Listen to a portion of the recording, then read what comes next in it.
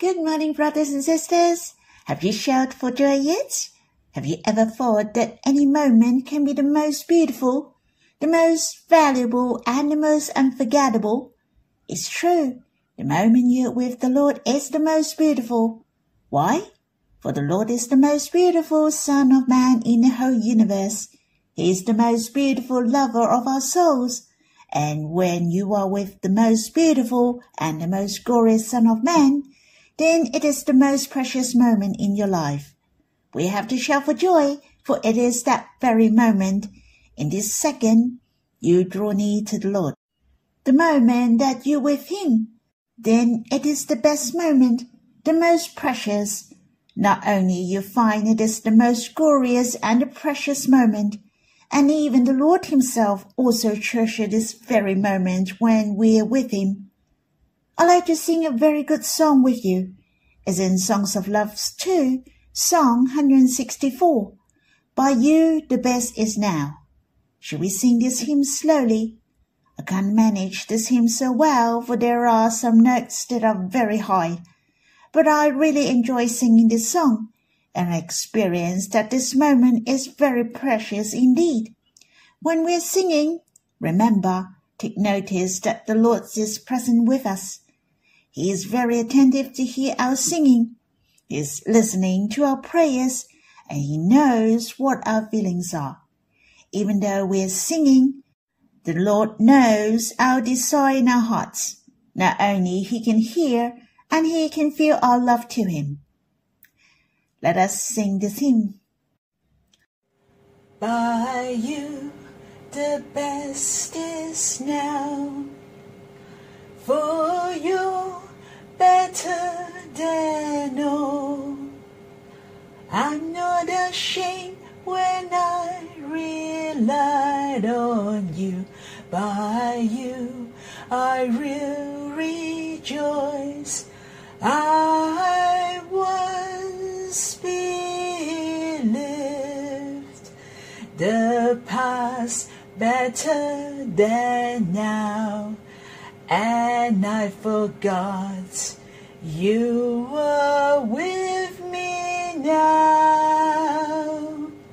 Your love is surrounding me, you're loving me and raising me. Your love has never changed, for you are better than all. By you, the best is now. I hope you have time to quiet yourself and respond to Him, or you can sing another hymn to worship the Lord. Let's have some time to be with Him face to face. You can stop the recording and we'll read the Bible when you're done. May the Lord bless you. Brothers and sisters, we'll read in 1 Samuel chapter 27, verse 1 to verse 12. David said in his heart, I will now perish one day by the hand of Saul. There is nothing better for me than that I should escape into the land of the Philistines, and Saul will despair of me, to seek me any more in all the borders of Israel. So I will escape out of his hand. David arose and passed over, he and the 600 men who were with him, to Achish, the son of Maoch, king of Gath. David lived with Achish at Gath, he and his men, every man with his household, even David with his 2 wives, Ahinoam the Jezreelitess, and Abigail the Carmelitess, Nabal's wife. Saul was told that David had fled to Gath, so he stopped looking for him. David said to Achish, If now I have found favor in your eyes, let them give me a place in one of the cities in the country, that I may dwell there. For why should your servant dwell in the royal city with you? Then Achish gave him Ziklag that day. Therefore Ziklag belongs to the kings of Judah to this day. The number of the days that David lived in the country of the Philistines were a full year and 4 months. David and his men went up and raised the Gezerites, the Gerasites, and Amalekites, for those were the inhabitants of the land who were of old, on the way to shore, even to the land of Egypt. David struck the land, and saved no man or woman alive, and took away the sheep, the cattle, the donkeys, the camels, and the clothing. Then he returned, and came to Achish. Achish said, Against whom have you made the raid today? David said, Against the south of Judah, against the south of the Jezreelites, and against the south of Kenites. David saved neither men nor women alive to bring them to Gath, saying, This they should tell about us, saying, David did this, and this has been his way all the time he has lived in the country of the Philistines. Achish believed David, saying, He has made his people Israel utterly to abhor him. Therefore he will be my servant forever. We talk about how David spared Saul for the second time in the previous chapter.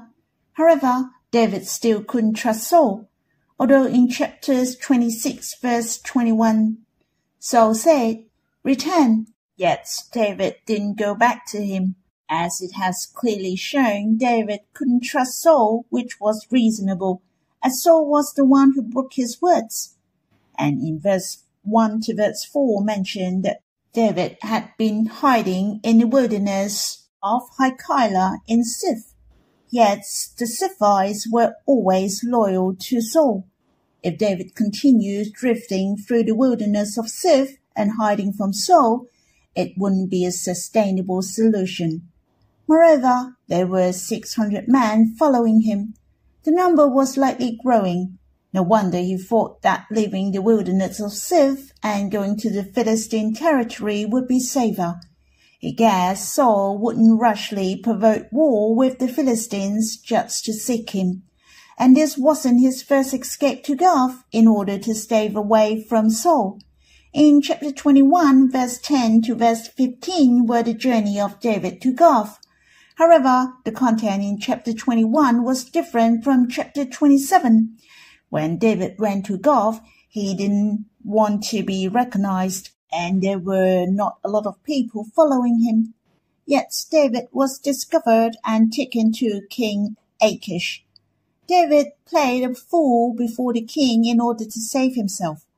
Whether it was due to the good acting of David or Achish's foolishness, the king actually believed David was insane. He even rebuked his servants for bringing such a fool to disturb him, and ordered them to drive him away.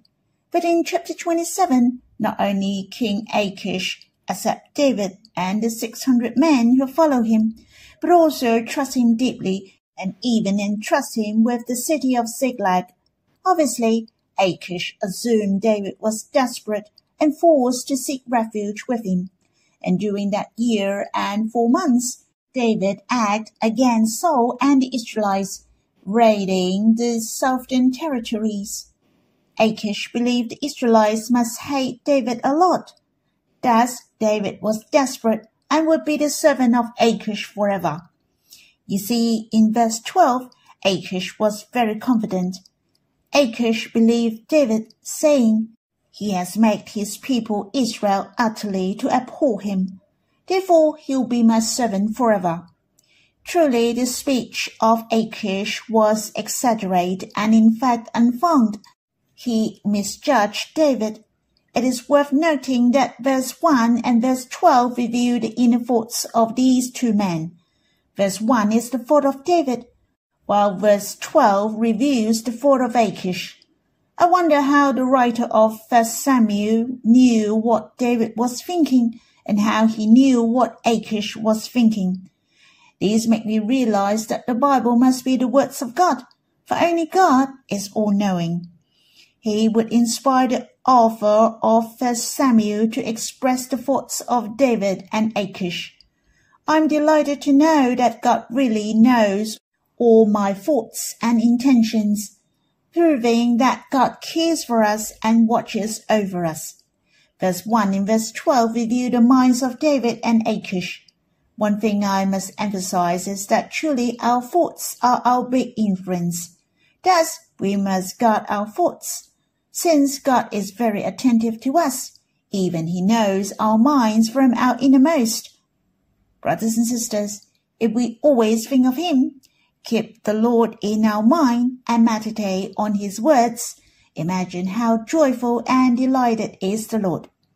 But if we rarely remember Him, neglect Him, or pay Him no heed, it doesn't mean the Lord ignores us, yet it fails to satisfy His heart most. Therefore, brothers and sisters, our minds are precious and crucial.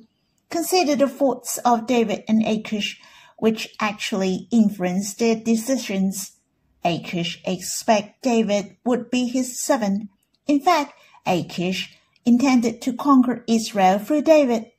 This thought led him to trust David. However, his thought was misplaced, and his thoughts influenced his decision. Verse 1, David said in his heart, I will now perish one day by the hand of Saul.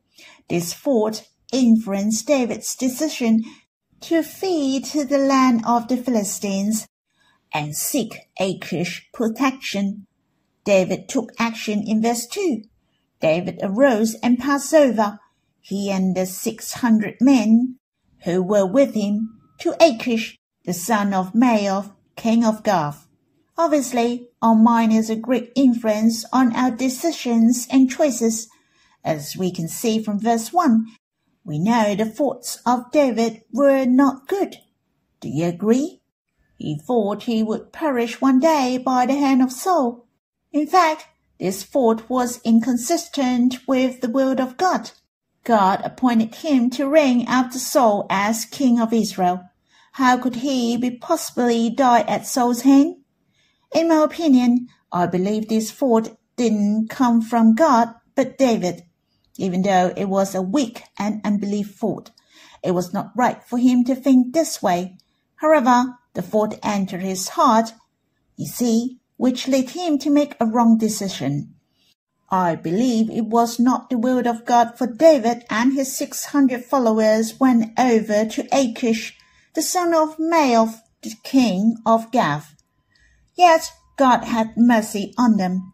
God still cared for him and didn't abandon him, though this decision was wrong, just like we make mistakes sometimes. Yet God does not abandon us. He still loves us, bring us back to His will, and redeem us through every circumstances. Let me make myself clear once again that our thoughts are extremely crucial. We shall guard our thoughts, not only to safeguarding it, but elevate our minds so that we think of the good, the right things, and things that align with God's will. If we all agree that the thoughts David said in verse 1 were wrong, then David would never have gone to the land of Philistine, right? He wouldn't be afraid of Saul or worry about falling into the hand of Saul.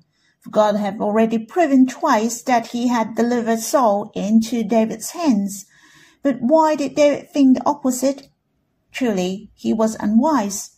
However, if the mind of David at that moment was, one day I will become king of Israel, as you can imagine, wouldn't that a more glorious and precious thought?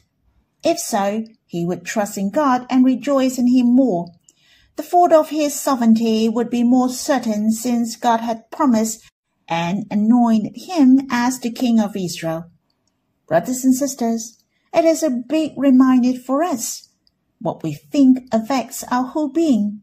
Therefore, not only we shall guard our minds, but also focus on the glorious reality, the truth, the words of the Bible, how God treats us, the intention of God towards us, the love of God, and these are the very precious things.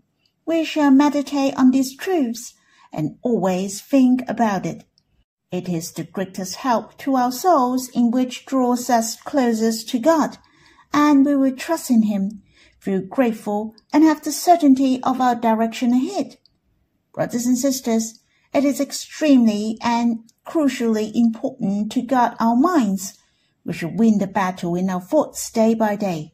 Imagine if David didn't think of being killed by Saul, but rather thought that he would reign one day. Wouldn't it make a huge difference? Of course, it will be a world of difference. Therefore, do not underestimate the significance of thinking of the Lord day by day. The difference is immense. Whether you think of the Lord or not makes a tremendous difference in your life and your spirit. Though I believe it was an episode of David's weakness, I'm not defending him. Truly, I understand why David came up with this decision. Let me reiterate, I understand his reasoning, but I don't agree with him. I understand because I know the weakness of man. Most likely, David was exhausted. His spirit perhaps was not in a good condition during those days of escaping. Surely David was weary. Moreover, he had 600 men following him. He was responsible for their living. Even though he disregarded his own safety, he had to consider those 600 followers. Hence, the pressure under David was immense. I like to say that I'm not trying to defend him, but I understand what we encounter. Truly, we will easily go astray or lack of faith if we don't trust in God. Brothers and sisters, we shall pay attention to yourself both spiritually and physically. Our body, mind, and spirit will influence one another. Don't let yourself be worn off. When you are tired, remember to take rest. Be sensitive to the needs of your soul. If you are not peaceful or joyful in your hearts, then you should come before the Lord at once. Pour out your heart to Him. Pray to Him or read the Bible and sing hymns. Don't hurry to make a decision. Let us handle our spirit first before we're able to deal with the matter. So how can we help our spirit? That's right. The greatest help is our spiritual eye to focus on the Lord and thinking of Him, drawing near to the Lord with your heart. As God created our spirits, who can fully satisfy the needs of our spirits? David, however, failed to come before the Lord. His spirit was weak and was hit by the external pressures which directed him to have the wrong thinking and make poor decisions. We should never repeat David's mistakes. All of us will face pressures in life and feel blue. Let us remember to cling to the Lord, enjoy Him, draw near to Him, and guard our minds with all valiance. Verse 5 to verse 7 of this chapter speak of the journey of David to Gath to seek refuge with Achish. Surprisingly, not only Achish accepted David, but also accepted David's suggestion of giving him a small town. The town was called Ziklag, where originally belonged to the tribe of Simeon according to Joshua, but later came under the control of the tribe of Judah. It seems the tribe of Judah never went to govern this area and was occupied by the Philistines. Therefore, it was generally believed that Ziklag was south of Gath. In verse 10, David repeatedly told Achish that the territory he might raid was the south of Judah, against the south of the Jezreelitess, and against the south of the Kenites. Whether David misled Achish intentionally or unintentionally, Achish thought David was attacking his own people, the Israelites. Of course, Achish was delighted that David had made a raid against the territory of the Israelites fighting among themselves. In fact, David made raids against the Jezreelitess, the Jebusites, and the Amalekites, that is, the land of the enemies of Israel. Thus, David was helping Israel and himself. Yet the lands of the Jezreelites and the Jebusites and the Amalekites were located in the south as well. So I cannot say for certain whether David lied, but certainly he didn't reveal the whole truth. Verse 7 mentions the number of the days that David lived in the country of the Philistines was a full year and 4 months, a total of 16 months, a considerable period. He and his followers were 600. I believe he must have grown stronger during this time, and God blessed him. It's estimated that the escape of David lasts over 10 years, and David lived in Ziklag in where the land of the Philistines for the last 16 months. When did David leave Ziklag and the land of the Philistines and return to Israel? In fact, David moved back to Hebron after the death of Saul. Thus, these 16 months in Ziklag can be considered a period of recovery for David. Though I do not agree with David fleeing to the land of the Philistines, God made use of difficulties and even weaknesses of man. David was able to get more help in Ziklag and strengthen his army, which laid the foundation of his future sovereignty for Israel. Should we read 1 Chronicles chapter 12 verse 1 says, Now these are those who came to David to Ziklag while he was a fugitive from Saul the son of Achish. They were amongst the mighty men, his helpers in war. And in 1 Chronicles chapter 12 verse 22 says, For from day to day men came to David to help him, until there was a great army like God's army. It specifically mentions that day to day men came to David to help him. Hence, when David was in Ziklag, he made raids against the Jezreelitess, the Girasites, and the Amalekites. In fact, the more he fought, the more he gained, the more warriors he had, and the stronger his army. Thus, though Ziklag marked a period of David's weakness, it also became the base for David to establish his nation. God helped him in gaining men and forming a mighty army. God liked David to rest there for 16 months until Saul died, and David reigned formally. Rather, Ziklag being the weakness of David, is better a place of grace of God for David, where there was the protection and the power of God to him. As Paul said, he will rather glory in his weaknesses, for God's power is made perfect in weakness. Truly, this scripture is helpful to us. I'm not saying this to encourage weakness, but we need not to be afraid. The grace of God is sufficient for us. His mercy surpasses our sins. Therefore, we should rather boast in our weaknesses in order to express the loving kindness of God towards us and give glory to his grace and power. Brothers and sisters, we may face many hardships in the coming days, but we shall not be afraid. Surely, we will be more than conquerors by trusting in the Lord. Even if we failed, let us not lose heart or lose faith. We shall believe in God who loves us to the end. Truly, he will help us. God will protect us, not merely protect us even in the worst scenario, but glory upon glory like David in Ziklag. Brothers and sisters, it is precious to read this chapter, for we see the power of God surpassing the weakness of man. The grace of God is so abundant that it's uncountable. God has sufficient grace for us to finish our life journey. He will be responsible to the end. His promises and his will shall be accomplished. Let every one of us be strengthened in the grace of God. That's all for my sharing. It's your personal time to draw close to the Lord. I enjoy this chapter and I want to respond to him. Let's all of us respond to him. You may continue to read the Bible, singing hymns, or pour out your heart to him. Enjoy your time with the Lord. May the Lord bless you.